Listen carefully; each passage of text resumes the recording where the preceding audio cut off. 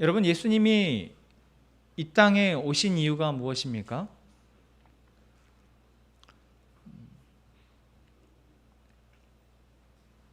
예수님이 이 땅에 오신 이유에 대해서 우리가 분명히 알아야 합니다. 예수님이 이 땅에 오신 이유는 좋은 가르침을 우리에게 가르쳐 주시고 그 가르침을 우리가 잘 습득해서 우리가 그 가르침대로 잘 살아나갈 것을 기대하셔서 그것을 위해서 오신 것이 아닙니다. 좀 더 정확히 이야기하자면 그것만을 위해서 오신 것이 아닙니다. 아니, 사실 예수님이 잘 가르치시고 뭔가 기적을 보여주시고 잘 가르치셔서 예수님의 일이 다 끝났다면 예수님이 굳이 오지 않으셔도 됩니다. 왜요? 이미 구약의 많은 선지자들이 그 일을 했기 때문에 그렇습니다. 예수님이 아니어도 하나님에 대해서, 하나님의 나라에 대해서 예언하고 또한 그 이스라엘 백성들의 삶 가운데 그 하나님의 예언을 성취하기 위해서 부단히 가르치고 애를 썼던 많은 믿음의 선조들이 있었기 때문에 굳이 예수님이 이 땅에 오지 않으셔도 그 일은 가능합니다. 그런데 왜 예수님이 이 땅에 오셨습니까?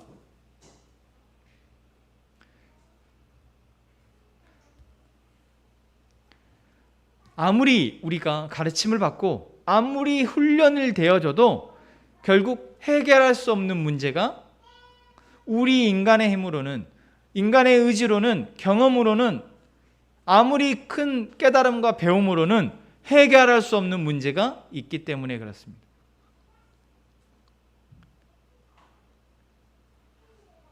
우리는 간혹 착각하는 것 같아요.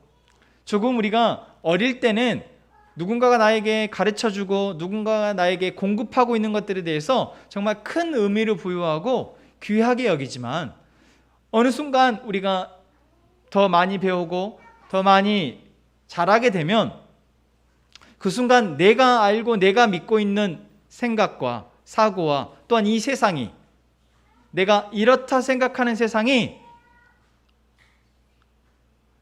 맞고 그것이 전부라고 생각하게 됩니다. 어느 순간 누군가가 나에게 다른 이야기, 다른 세상에 대해서 이야기를 해도 그것에 대해서 내가 받아들일 때도 있지만, 아, 그렇구나, 이제 내가 그렇게 생각해야겠어 라고 생각할 때도 있지만, 대부분 우리는 받아들이기보다는 내가 알고 내가 지금 살아가고 있고 또 내가 그것을 위해서 애쓰고 노력하고 있기 때문에 쉽사리 새로운 생각을 받아들이지 않습니다. 여러분이 만약 지금 하고 계시는 일 가운데 그 일을 지금 계속하면 큰일 나요. 여러분, 지금 그렇게 살면 안 돼요. 누군가 여러분들이 얘기한다면 여러분들이 그 말을 처음 들었을 때 어떻게 생각하시겠어요? 당황스럽죠. 쥐가 뭔데? 내가 하는 일이 뭔 줄 알고, 내가 하고 있는 일이 얼마나 내가 소중하고 의미 있게 생각해서 내가 지금 여기에 나의 시간을 쏟고 나의 노력을 쏟고 있는데 그렇게 함부로 말하지? 라고 생각하기도 있죠. 생각할 수도 있죠. 때로는 그 사람의 말이 조금 참고하고 그래도 내가 그 부분을 통해서 나의 생각과 나의 방향에 대해서 조금 바꾸어 나가기도 합니다. 그런데 여러분, 우리가 간구하고 있는 정말 이 모든 사람들이 알아야 할 정말 중요한 진리가 한 가지 있는데, 우리가 이 직업을 갖든 이 집에서 살든 무엇을 먹고 무엇을 마시든 그 모든 일들은 하나님이 허락하셨다라는 것이고,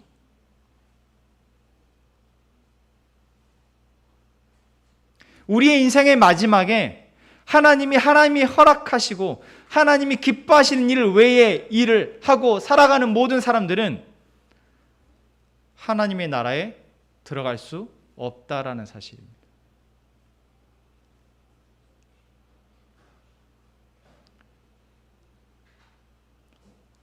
여러분, 이 사실을 우리가 다 간과하고 살아가는 것 같습니다. 그저 내가 조금 많이 배웠고, 조금 내가 이제 조금 알았고 깨달았고, 또 내가 여기서 열심히 일을 하고 수고하고 있다면 나는 괜찮아 라고 대부분 생각하게 됩니다. 더군다나 거기에서 내가 성과를 내었다면, 내가 거기서 뭔가 성공을 이루었고 사람들로부터 인정받고 있다면 더더욱이나 우리는 나는 지금 잘 살고 있다라고 생각하게 된다는 것이죠. 근데 무엇을 놓치고 있습니까? 물론 안 믿는 사람들에게 상관없지만 적어도 하나님을 믿는다고 한다면, 하나님이라는 존재가 나의 사고 가운데 어느 정도 이 의미가 있다고 한다면, 적어도 지금 이 시간 예배를 드리고 있다고 한다면, 여러분, 그 사람에게만큼은 나의 인생이 잘 살고 있는지 못 살고 있는지, 내가 지금 하고 있는 일이 옳은지 그른지에 대한 판단은 나에게나 또는 내가 존경하는 어떤 사람들에게 의해서 판단되어지는 것이 아니라 하나님에 의해서, 하나님의 진리에 의해서, 하나님의 의의 기준에 의해서 판단되어진다는 것입니다. 우리가 그것을 놓쳐버리고 잃어버리면, 여러분, 우리는 지금 내가 어떠한 삶을 살고 있으며 이 삶의 결과가 무엇인지에 대해서 전혀 모른 채 그냥 눈 가리고 귀 막고 살아가는 것과 다름이 없다라는 것입니다. 여러분의 눈은 열려 있습니까? 여러분의 귀는 지금 열려 있습니까?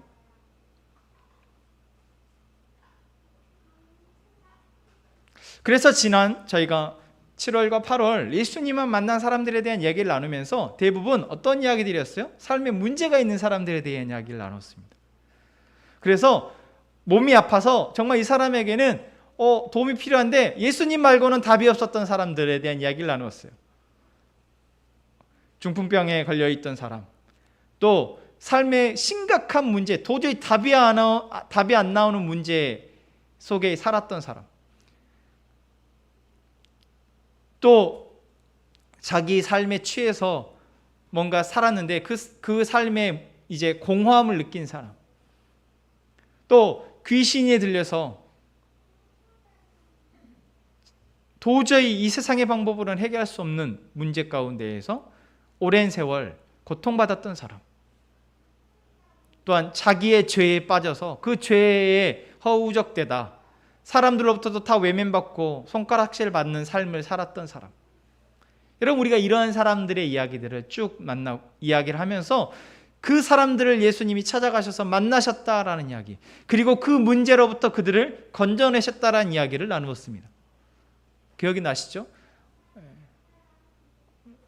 지금 코로나 상황이 아니었다면 다음 주에는 제가 원래 마지막 성경 퀴즈 대회에서 7월, 8월 그 모든 이야기들을 가지고 조금 정리를 해볼까 생각했었는데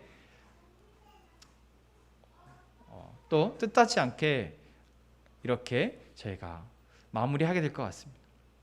오늘과 다음 주까지 해서. 그런데 오늘 저희는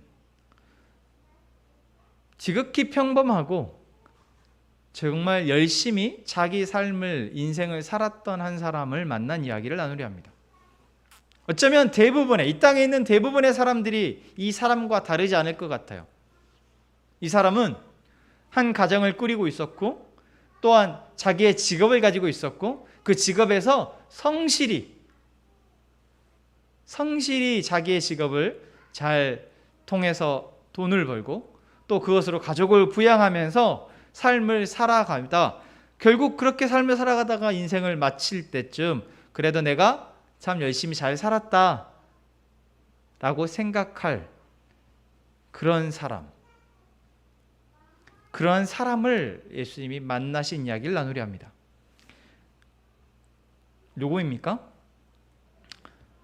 베드로와 그와 함께 고기를 잡고 있던 어부들입니다. 당시 이스라엘에 특히 여기서 나온 것처럼 게네사렛 호숫가, 이스라엘이 이렇게 남과 북으로 길다랗게 호수가 있잖아요. 요단강이 있고, 그리고 위아래에 호수가 이렇게 있는데, 그래서 예수님이 태어나신 곳이 갈릴리 쪽이잖아요. 이스라엘의 위쪽 그쪽에 바로 갈릴리 호숫가가 있고 예수님의 주된 사역지가 바로 그 근방이었습니다. 그런 곳에 게네사렛 호수가 있는데, 그 호수, 그러니까 바다는 아니에요. 하지만 호수가 워낙에 넓어서 바다처럼 보이는 그런 호수에서 이제 그 주변에 살면서 생계를 유지하고 있던 사람, 당연히 호수인이 물고기를 잡아서 생계를 유지했겠죠. 그러한 사람들이 있었습니다. 그 사람들에게 예수님이 가십니다. 그리고 오늘 말씀에 보면은 무리가 몰려와서 하나님의 말씀을 들을새 예수는 게네사렛 호숫가에 서서 호숫가에 배 두 척이 있는 것을 보시니 라고 얘기합니다. 그러니까 여러분 상황을 상상해 보세요. 예수님이 이제 그 게네사렛 호수라는 곳으로 가십니다. 그리고 그곳에 예수님이 오신다는 이야기를 듣고 사람들이 몰려들어요. 그래서 몰려와서 이야기를 듣는데, 그 이야기를 듣는 과정 중에 저기 멀리 배가 한 척이 들어옵니다. 그 배에 이제 밤새 고기를 잡고 들어와서 이제 자기들이 고기를 잡는 데 있었던 그 그물을 정리하고 또 다음 내일 있어질 고기잡이를 위해서 준비하고 있는 사람들이 보이는 거죠. 근데 예수님이 말씀을 이렇게 저처럼 이렇게 전하시다가 저 멀리 그들을 바라보셨다라고 얘기합니다. 사실 여러분, 우리가 집중해야 될 것은, 예수님이 집중해야 될 것은 누구이셨을까요? 자기에게 말씀을 듣고 있을 이 사람들을 예수님이 집중하시겠죠. 그렇지 않습니까? 지금 여러분들이 저에게 눈을 똘망똘망하게 눈을 또렷이 저희 이야기를 듣고 있으니 저도 여러분의 눈을 보면서 말씀을 전하게 됩니다.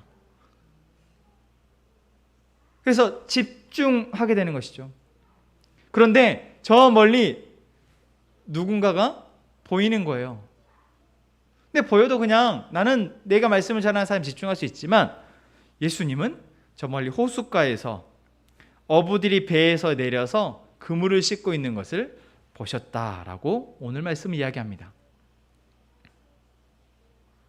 예수님이 바라보실 때 그들의 모습이 어떠했을까요?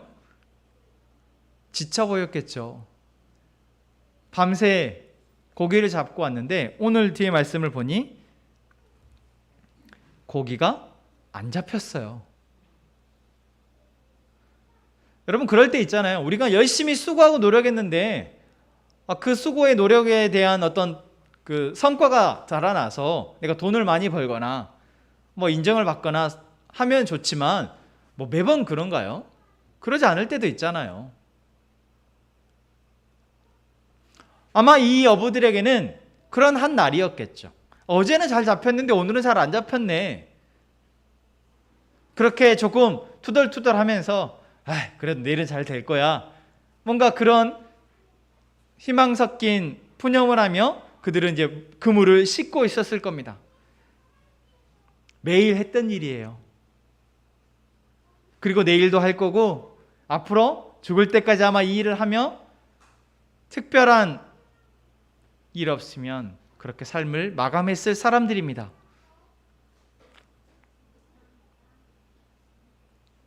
그런 그들을 예수님이 바라보셨다 얘기합니다.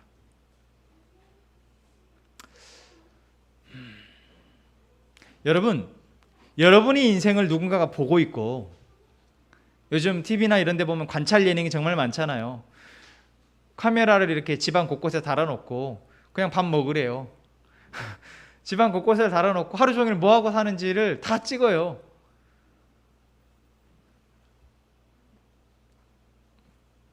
그러면서 내가 저렇게 사는구나. 사람들이 내가 저렇게 웃고 저렇게 밥을 먹는구나. 내가 말이 저렇게 많았네. 내가 말이 저렇게 없네. 내가 밥을 먹을 때는 저렇게 빨리 먹는구나. 자기가 그냥 일상을 살 때는 잘 몰랐는데 누군가가 나를 이렇게 바라보고 내가 그 바라봄을 같이 공유하게 되면 우리가 새로운 것들을 많이 깨닫게 되잖아요.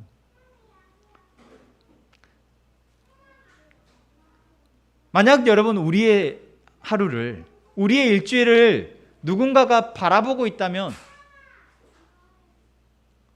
그리고 우리를 바라보고 있는 누군가가 정말 우리에게 선한 마음으로 호의를 가지고 우리에게 다가와서 말을 건넨다면 여러분들은 그 사람에게 어떤 마음을 갖게 될까요?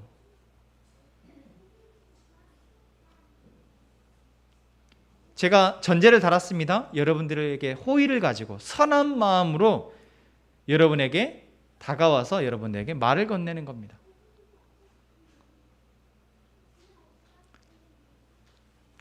아마 두 가지일 거라 생각해요. 첫 번째 반응은 좀 더 긍정적으로, 저 사람이 나의 하루를, 일주일을 보고 뭔가 나에게 도움이 되기 위해서, 나의 유익을 주기 위해서 나에게 말을 걸어주니까 너무 고맙다라는 생각이 드는 사람도 있을 것 같아요. 그런데 반대로 누군가 나의 인생을 알고 있어? 내 삶을 누군가가 다 보고 있단 말이야? 당신이 뭔데? 내가 잘하든 못하든 그거는 내 인생이니까 당신은 신경 쓰지 마 라고 반응한 사람도 있을 겁니다. 여러분은 전자인가요? 후자인가요? 만약 여러분, 제가 여러분의 하루의 일과를 다 보고 있다면 여러분 어떤 생각이 드실까요? 물론 화장실은 보지 않습니다.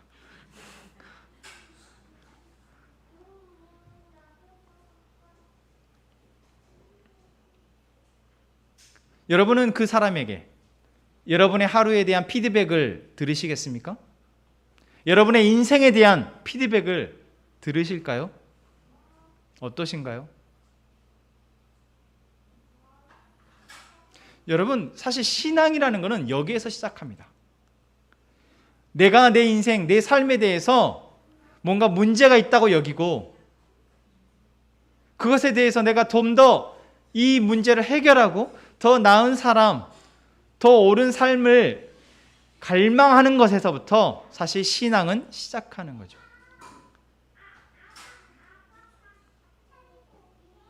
하나님을 믿는다는 것, 다른 표현으로 하면 뭡니까? 하나님을 믿기 전에 나는 무엇을 믿었고 있었다라는 거예요. 아무것도 믿지 않는 사람은 없습니다. 그런가요, 여러분? 나는 하나님을 안 믿으면 나는 아무것도 안 믿고 있었어요. 아니요. 무언가를 믿고 있었습니다. 그것이 나 자신이든 나의 지식이든 세상의 소리이든 무언가를 믿고 살아가고 있었죠. 그런 우리가 하나님을 믿게 된 것입니다. 하나님 믿는다는 건 무엇입니까? 내가 하나님을 믿기 전에 믿고 있었고 알고 있었고 살았던 삶에 대해서 문제로 인식하고 있고 그 나의 삶과 이 세상에 대해서 말씀하시는 그 하나님에 대해서 내가 그것이 더 맞습니다. 내가 그렇게 살아야겠군요. 라고 우리가 인정하고 받아들인 것, 그것이 바로 신앙입니다. 근데 이것이 하나님을 처음 만나, 내가 하나님을 처음 믿기로 하고 교회에 처음 나가기로 한 그 순간 이루어지는 일일까요? 그러지 않는다라는 겁니다. 그러지 않아요.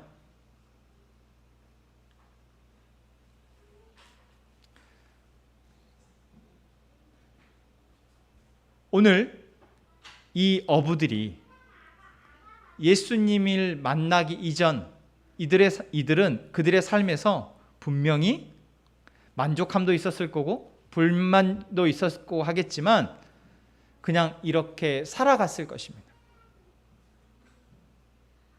지금 우리가 그냥 이렇게 살아가는 것처럼요. 물론 이렇게가 다 다르겠죠. 어떻게 사셨어요? 어떻게 사셨어요? 지난 일주일 어떻게 사셨어요? 그 다음 일주일은 이번 주랑 다르겠어요? 비슷하겠죠. 비슷할 거예요. 좀 더 나이가 있으신 분들은 더 비슷할 거고요. 우리 권희 형제, 여기서는 권희 형제가 제일 어리니까. 권희 형제나 우리 아이들은 아마 이번 주나 다음 주가 조금씩 바뀌거나 더 나아질 가능성이 더 많겠죠. 근데 뭘 통해서요? 무엇을 통해서요? 여러분, 무엇을 통해서 나의 삶이 더 나아지고 무엇을 통해서 나의 삶이 더 아름다워지고 행복해질 거냐라는 거예요. 지금 우리가 선택해야 될 것은 바로 그것입니다. 내가 무엇을 통해서 나의 삶을 앞으로 더 낫게 살아가게 할 거냐라는 거예요. 여러분, 이 어부들은 어쩌면 최신식의 그물이 나왔대. 야, 배가, 저 사람이 만든 배가 그렇게 잘 나간대. 아마 그런 변화들이 어쩌면 이들에게는 조금 더 나은 삶의 원인이 될 수는 있었겠죠. 그런데 여러분, 조금 더 그물이 나아졌다고, 배가 좀 더 좋아졌다고 그들의 삶이 나아졌을까요? 여러분, 사실 그렇습니까? 세상이 이렇게 발전해 왔어요. 문명이 이렇게 발전했어요. 그래서 여러분, 우리가 5년 전, 10년 전보다 더 많이 나아지고 행복해졌습니까? 우리가 그것을 자꾸 착각하는 것 같아요.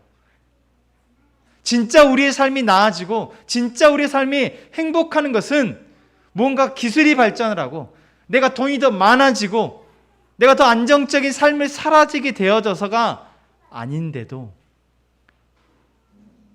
우리는 그렇게 생각하고 그렇게 애쓰며 살아가고 있다라는 것입니다. 이 어부들처럼요. 내일은 더 고기가 많이 잡히겠지. 그래, 내일은 우리 가족들이 나를 더 덜 힘들게 하겠지. 그래, 괜찮아. 그래도 이분들은 좋은 마음으로 그래도 하루하루를 애쓰며 살아가고 있는 사람들이 에도 불구하고 이들의 삶은 그렇게 아름답지 않았습니다. 단순히 이들이 어부여서가 아닙니다. 이들이 시골에 살고 있는 사람들이어서 아름답지 않은 것이 아니라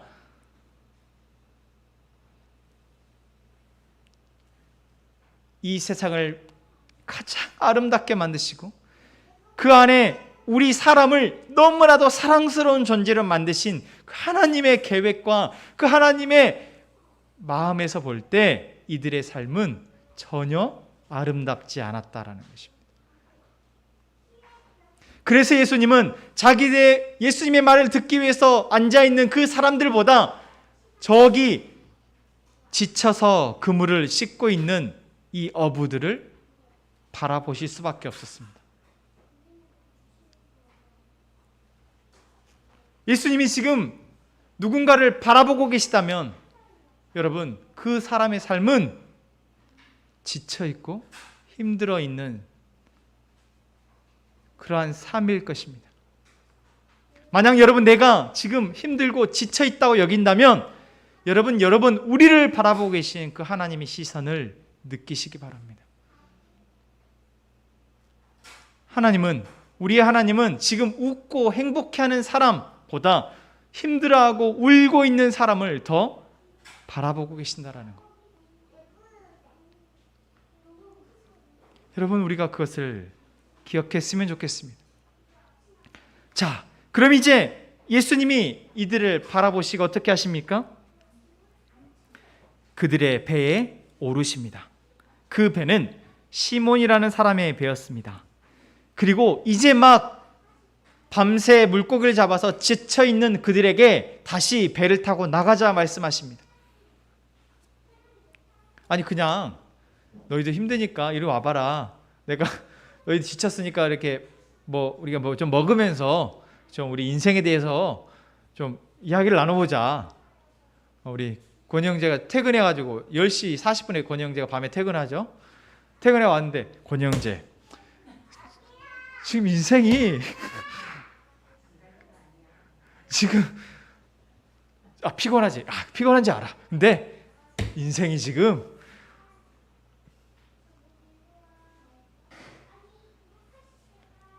그 정도가 아니라 지금 피곤하겠지만 더 중요한 일이 있어. 이리 와, 나랑 같이 가서 일 좀 하게. 이런 상황인 거예요. 예수님도 참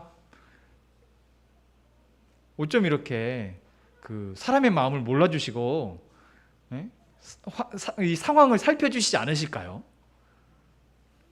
아니 조금 피곤하니까 우리 내일 얘기합시다. 우리 내일 꼭 만나요. 약속. 이렇게 하시지 않으시고 예수님이 배를 타고 나가자 말씀하십니다. 여러분, 그럴 때 우리는 어떻게 반응할까요? 내가 지쳐있고 내가 힘들어 있는데 예수님이, 아니 누군가가 나에게 좋은 이야기를 해주겠다고 이야기할 때 여러분 그 소리가 들릴까요? 지쳐있는데 안 들리죠. 그런데 놀라운 사실은 이들이 배를 타고 다시 나갔다라는 것입니다. 이유가 여러 가지가 있겠죠. 예수님이 너무나 그 포스가 강해서 안 들으면 안 되겠다, 그런 생각이 이들에게 있었을지도 모르겠어요. 또는 그들이 지금 밤새 고기를 잡고자 했으나 잡지 못하고 터덜터덜 그들의 모습 속에서 뭔가 이 일에 대한 회의감이, 뭔가 자기들의 인생에 대한 문제의식이 이들에게 있어서 누군가가 새로운 방향을 제시했을 때 그것을 그냥 나 싫어 라고 하지 못하고 그래요? 한번 그래 볼까요? 라고 그들이 받아들였을지도 모르겠어요. 이유가 어찌 되어졌든 여러분, 이들은 예수님의 그 말을 따라서 배를 타고 나갔다라는 것입니다. 그런데 예수님이 더 나아가서 깊은 데로 가서 고기를 잡으라라고 얘기합니다. 그때 여러분 5절에 시몬이 이렇게 대답하죠. 선생님, 우리들이 밤이 새도록 수고하였을 때 잡은 것이 없지만은 말씀에 의지하여 내가 그물을 내리리이다. 그냥 단순히 배를 타고 나간 것에서 멈추지 않고 여기에서 중요한 것이 무엇입니까?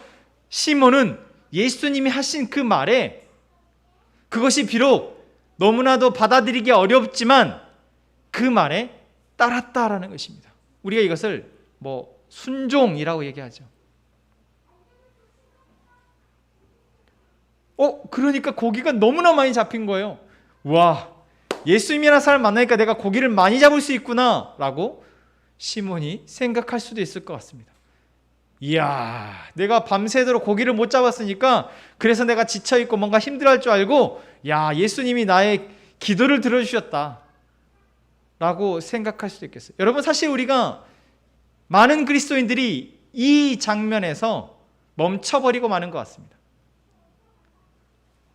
내가 예수님을 믿고 하나님을 믿고, 그래, 내가 나의 삶에 어려움과 문제가 있으니까 기도하자. 그런데 기도했더니 그 문제가 해결되어 버리는 거예요. 이야, 예수 믿기 잘했네. 내가 기도했더니 직장을 들어가고, 기도했더니 내가 고민했던 문제가 해결되어 버렸어. 돈의 문제가 해결되어 버리고 집 문제가 해결되어 버렸어. 그럼 끝난 거죠. 그것만 해도 예수를 믿기 잘했다라고 생각하지 않을까요? 베드로가 고기를 못 잡았다가 예수님 말을 듣고 그물을 내렸더니 고기를 이만큼이나 많이 잡았어요. 이야, 예수님 말 따르기 잘했네.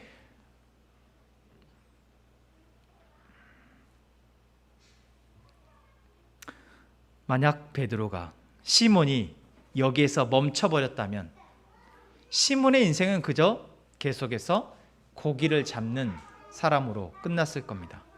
그런데 8절 말씀에 시몬이 이렇게 얘기합니다. 시몬이 이를 보고 예수의 무릎 아래 엎드려 이르되 주여 나를 떠나소서, 나는 죄인이로소이다. 여러분, 예수님이 진짜 이 땅에 오신 이유가 뭐라고 했습니까? 우리가 도저히 해결할 수 없는 문제를, 그냥 좋은 가르침과 훌륭한 깨달음으로는 해결할 수 없는 문제를 해결하시기 위해서 오신 분이라고 말씀드렸습니다. 무엇입니까? 바로 죄의 문제입니다.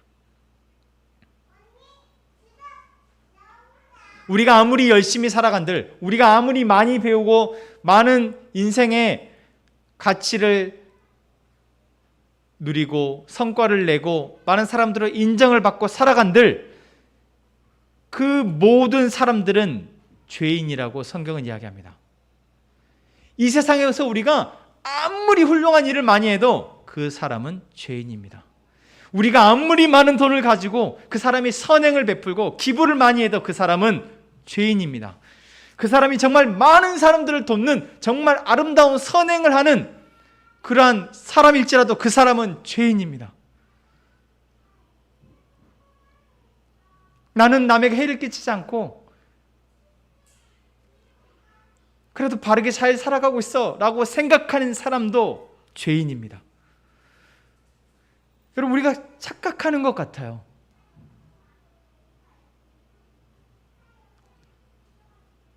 이 어부는 아무리 고기를 많이 잘 낚는 베테랑 어부였고 자기 가족을 잘 꾸리는 그러한 가장이었을지라도 죄인이었습니다.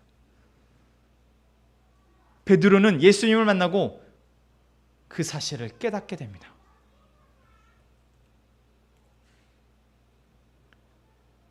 예수님을 만나서 문제가 해결되는 것을 우리는 집중을 합니다. 귀신이 떠나가고 병이 고쳐지고 손가락질 받던 여인이 뭔가 자기 인생의 의미를 다시 찾게 되어지고, 돈만 알았던 삭개오가 이제 진짜 돈이 자기의 전부가 아니고 돈으로 행복할 수 없고 더 행복하기 위한 예수님을 따라낸 것을 알게 되는 것, 돈이 전부가 아니라는 것을 깨닫게 된 것이 진짜 예수님을 만난 이유가 아닙니다. 무엇이 예수님을 만난 이유입니까? 바로 우리가 죄인이었고 우리가 죄의 노예로 살고 있었구나. 내가 옳다고 생각하고 내가 열심히 살았던 그 모든 인생 가운데 죄가 있었구나. 그것을 깨닫게 된 것. 여러분, 그것이 가장 큰 은혜이며 예수님 바로 그것을 위해서 이 땅에 오셨고 바로 이것을 위해서 우리를 만나신다라는 것입니다. 지금 이 순간 우리가 예수님을 만나는 자리에 앉아 있습니다. 이 자리에 우리가 구해야 할 가장 큰 은혜는 주님, 내가 죄인임을 기억하게 하옵소서. 주님, 나의 죄를 보게 하여 주십시오.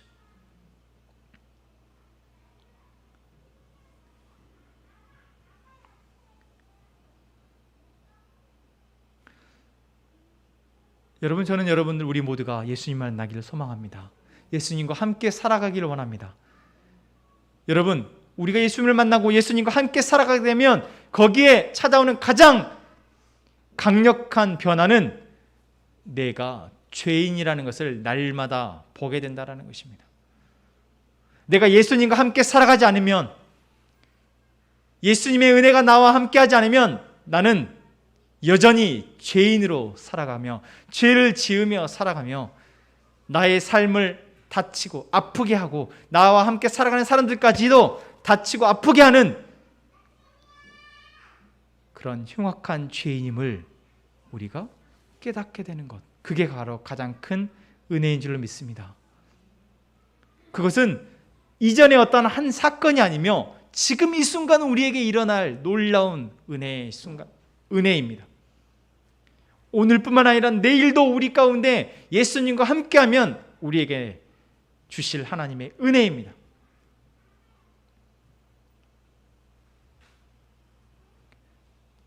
바로 베드로가 그랬던 것처럼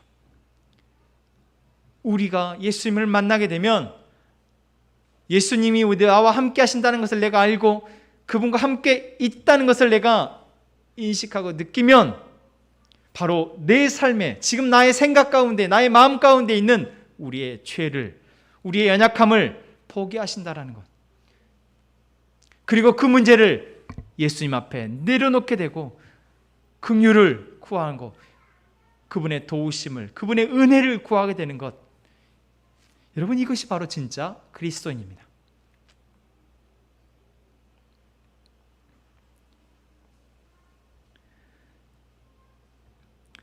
그리고 그러한 만남 이후에 나의 죄를 고백하게 된 이후에 두 번째 예수님을 만나게 된 이유가 나오는데 그것은 무엇입니까?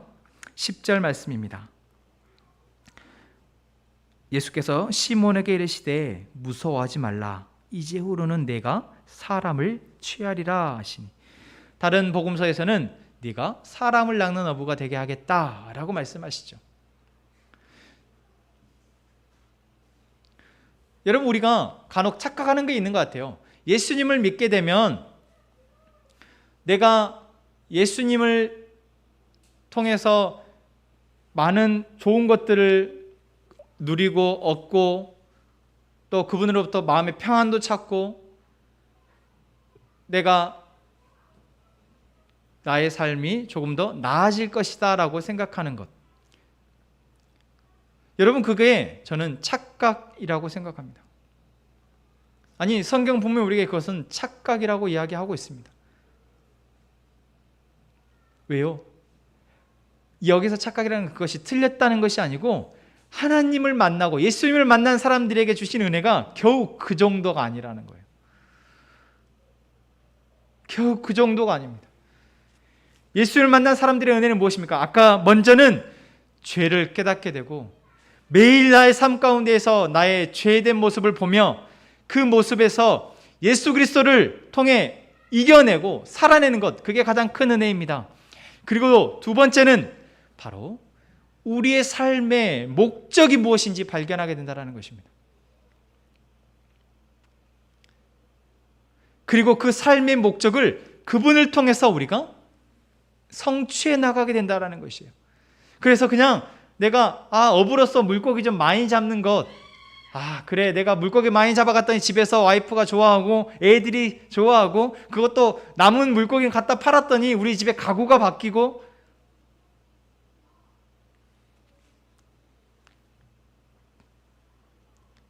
아니요, 예수님을 만난 이후에 베드로의 인생은 거기에서 머물지 않았습니다. 여러분, 사실 그런 인생 너무 좋잖아요. 여러분, 지금 우리가 그렇게만 돼도 좋겠어요. 근데 거기에서 머물지 않았습니다. 예수님을 만난 베드로의 인생은 그때부터 사람을 낚는 어부, 다시 말하면 사람을 살리는 어부가 됩니다.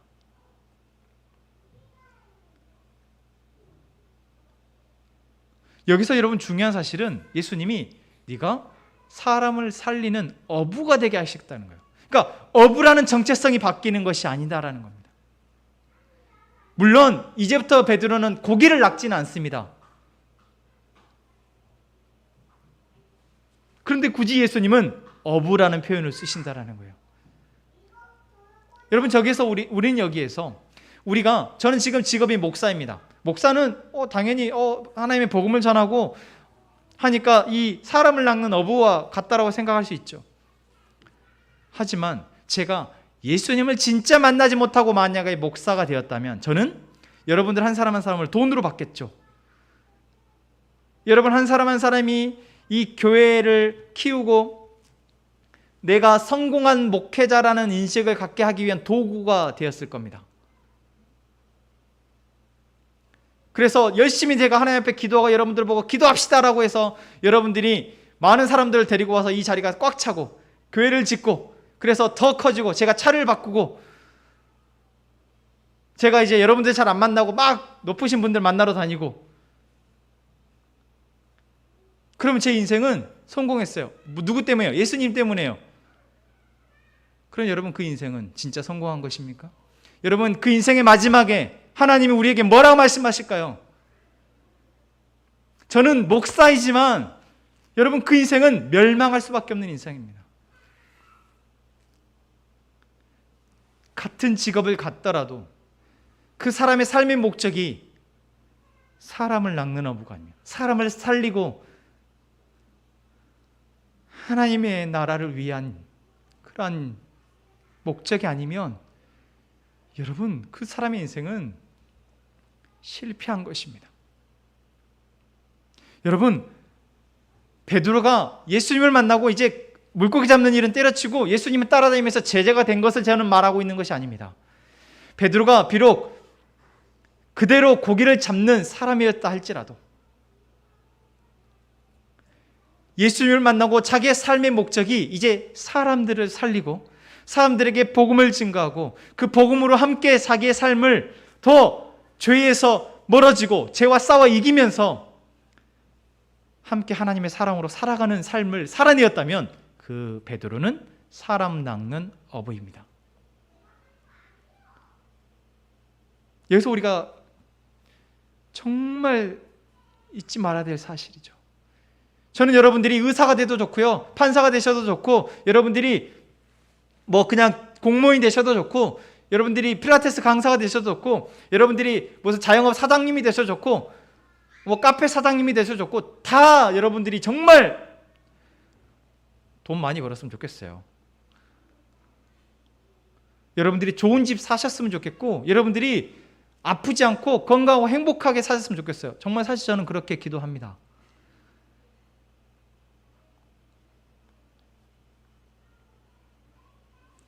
그런데 여러분들의 삶의 목적이 내가 나의 죄와 싸우고 이 죄 문제를 해결하신 예수 그리스도와 함께 나의 삶을 살아가고, 예수님이 나에게 남겨주신 삶의 목적인 사람을 낚는, 사람을 이 땅 가운데에서 죄에서 구하는 그 삶의 목적이 아니고, 여러분들이 의사가 되고, 여러분들이 판사가 되고, 여러분들이 카페 사장이 되고, 여러분들이 필라테스 강사가 되고, 훌 높은 기업의 회장이 된다 할지라도 여러분 그 인생은 실패한 인생이라는 것. 마지막 때에 여러분의 인생 가운데 하나님이 심판하시면서 너는 내 집에 너의 자리가 없다라고 말씀하신다는 것.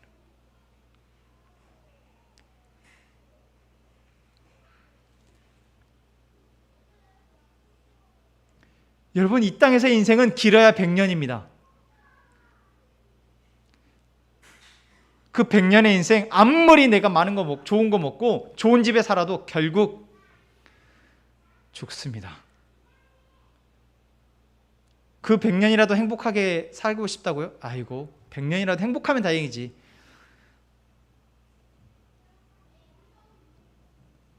여러분, 우리가 그런 생각을 하고 살아갈 때 예수님이 찾아오셔서 우리를 만나주시면서, 야, 네가 그거 아무리 애를 써도 물고기 이거밖에 못 잡았잖아. 근데 내 말 한마디면 이 배가 가득 차고 넘치도록 잡을 수 있어. 이 세상의 주관자가 나이기 때문에 그래. 너가 그 일을 하고 싶구나. 야, 내가 도와주면 그 일 이것보다도 더 잘 될 수 있어. 너가 원하는 그런 삶, 내가 이렇게 다 해줄 수 있어. 하나님이 지금 베드로에게 보여주신 것은 바로 그것입니다. 여러분, 지금 하나님이 우리에게 내가 혹시 바라고 원하는 것이 있다면 지금 저는 여러분들에게 예수님이 찾아오셔서 바로 베드로와 같이 보여주시고 말씀하실 것이라 생각합니다. 아니, 정말 그랬으면 좋겠어요. 여러분, 그랬을 때 정말 큰 은혜는 무엇입니까? 아, 그래봤자 나는 죄인이구나. 그래봤자 나는 죄인이구나. 아무리 내가 많은 것을 가지고 아무리 내가 성공을 해도 나는 죄인이구나. 예수님을 따라 살아가지 않으면 나는 죄인이구나. 나는 영원히 죽을 수밖에 없는 것이구나. 아니, 영원히 사실 죽어 있는 것이구나. 여러분, 저는 우리 모든 함께 행복한 가족들이 이 사실을 지금 이 순간 깨닫는 은혜가 있기를 원합니다. 그리고 이제 그 다음에 이어서 이제는 너가 나와 함께 사람을 낚는 어부가 되자. 이제 나와 함께 나의 일을 하자.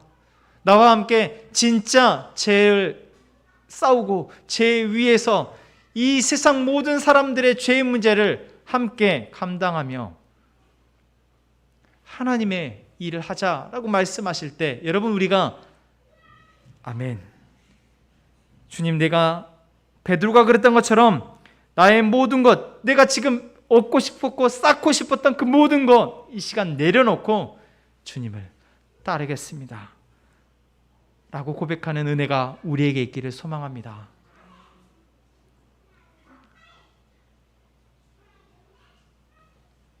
여러분, 우리가 예수님을 따라가는 삶은 저처럼 목사가 되는 삶이 아니에요. 예수님을 따라가는 삶은 여러분이 하고자 하는 그 일 가운데에서 예수님을 따라가는 사람이 되는 것입니다. 여러분들이 지금 하고자 하는 그 일에서 예수님을 따라가며 예수님과 함께 죄를 물리치고 죄를 이기는 능력의 사람으로 살아가는 것입니다. 여러분이 뭘 하고 싶으시든 먼저 예수님을 따라 예수님과 함께 죄와 싸워내는 그러한 그리스도인들이 되기를 소망합니다.